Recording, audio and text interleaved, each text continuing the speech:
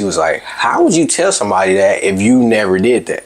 And you never would do that. Somebody were to rob a bank and they were told to give advice to a younger person, I wouldn't expect that person to tell them to go rob the bank and get caught the exact same way they did.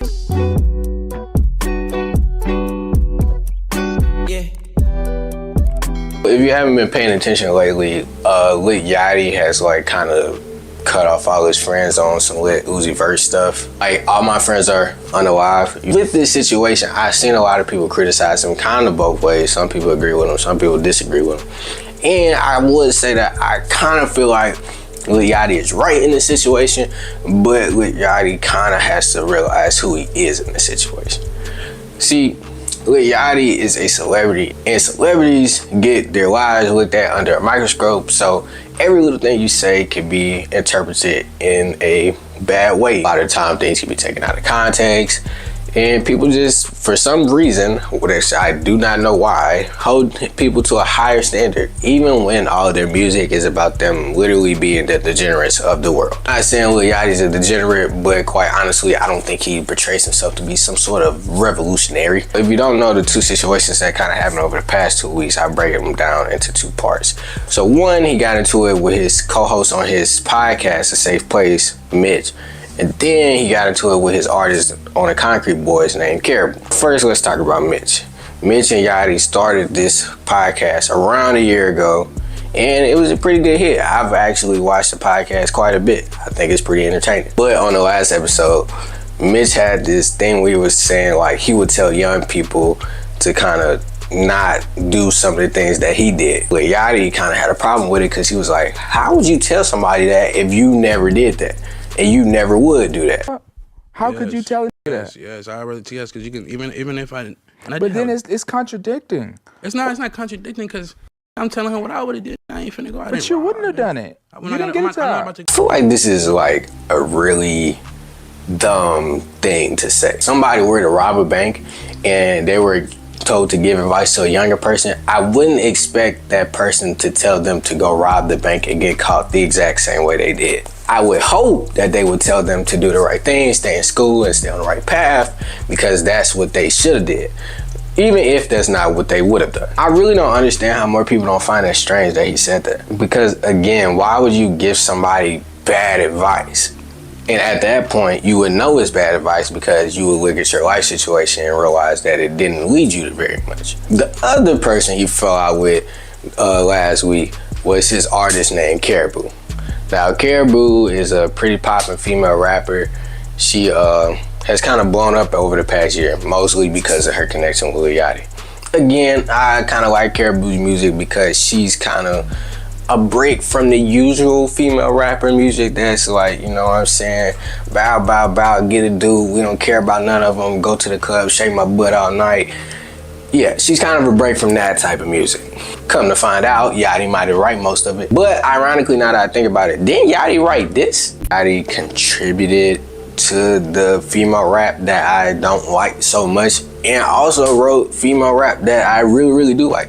Kind of shows a lot of versatility on his part, but again, not the point of the video. So anyway, Caribou recently got kind of kicked out of Concrete Boys, which was made apparent when they had a concert and Caribou wasn't there. Because quite honestly, she's probably the most popular member of the Concrete organization besides Lil Yachty. People who went to that concert and didn't see Caribou were pretty upset. I would be too, because I ain't gonna lie, these concert tickets recently have been ridiculous. $400 just to see one person is crazy. If I spent $400 to go to a concert and the person I wanted to see was not there, I would be extremely mad. People obviously quickly realized Caribou wasn't there and they were upset, which kind of spawned Caribou to make a statement about why she wasn't in Concrete Boys, and she claimed that they bullied her. And apparently she was at some type of Red Lobster and she said that Lil Yachty stole from her and things of that nature. It's kind of somewhat have a hard time believing Lil Yachty was stealing money from her, because Lil Yachty's rich, to be honest, and I feel like it takes a lot of his time and resources to even put out this group, including Caribou. But honestly, you never know what goes on behind closed doors. Rich people do steal from people all the time. I just find it very weird to invest your time into something and like not do the proper things to let it flourish. The bullying thing is really no way to know if that happened behind closed doors either, but I will say I kind of believe that it might have, based off of Lil Yachty's reaction to all of this. So if you didn't see Lil Yachty's like rant on the internet, he basically went on a rant and said, I made all of you should respect me. Obviously Lil Yachty's stardom did propel these people into being in the limelight a lot quicker.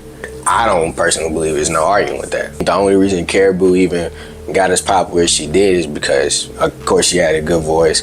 The lyrics, which she may or may not have wrote. I've heard a lot of people say they like Caribou just because she brings a different vibe to that like female rap space.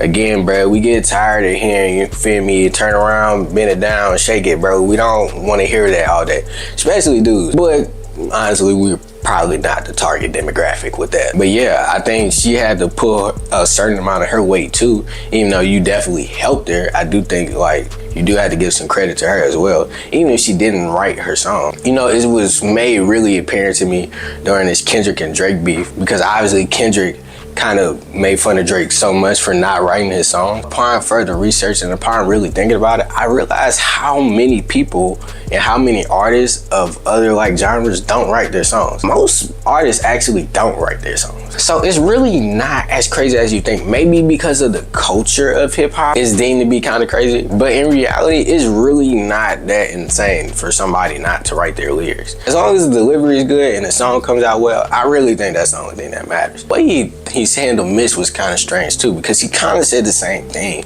in the sense of, oh, I made this podcast. There would be no podcast without me. Specifically with that, it's kind of hard to disagree, for the main reason that Lil Yachty probably had most of these connections. Lil Yachty probably set up most of this stuff.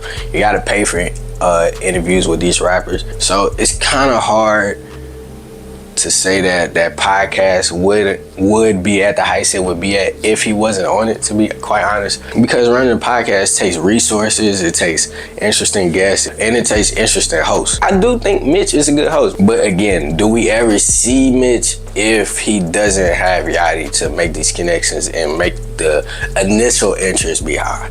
I think that's the biggest thing, the initial interest being high, because like, I've never heard of Mitch before Yachty. So the thought of me clicking on a podcast just to see Mitch probably wouldn't happen. But again, that's no excuse to how Yachty responded to this. You should never ever get on the internet and throw your friends under the bus. If they're really somebody you see as a friend, I feel like you should have these disagreements in private. Now, to a certain extent, did they kind of bring it to the internet a little bit? Yes. But you have to understand, I never even heard of this happening until Lil Yachty said something about it. You really have to understand your platform and understand the influences you have on other people. Now, somebody, whenever they get into it with their friend, they're gonna go on the internet and start talking bad about their friend, which is not the correct way to do that. Look, when somebody goes low, that don't mean you go lower. I feel like we live in a society where that has been made cool, but I don't think that's a good thing to do. In a phone call, if Yachty would have been like, hey man, I don't think that's a cool thing to do. Maybe they worked out whatever problems they had. I think the internet beef gets solved. I think the Caribou situation could have been resolved and she could have been back in concrete. I do still feel like, honestly, at some point, Caribou will get back in concrete, to be honest, because they're probably beefing over nothing. In that case, only time will tell. I really encourage you, if you ever get into an argument with your friends, please don't bring it to the internet. Handle it, resolve it, and move forward. Anyway, thanks for watching this video. Quick breakdown on the Lil Yachty beef that was going on. Thank you, have a good one. I hope you tune in to my next videos.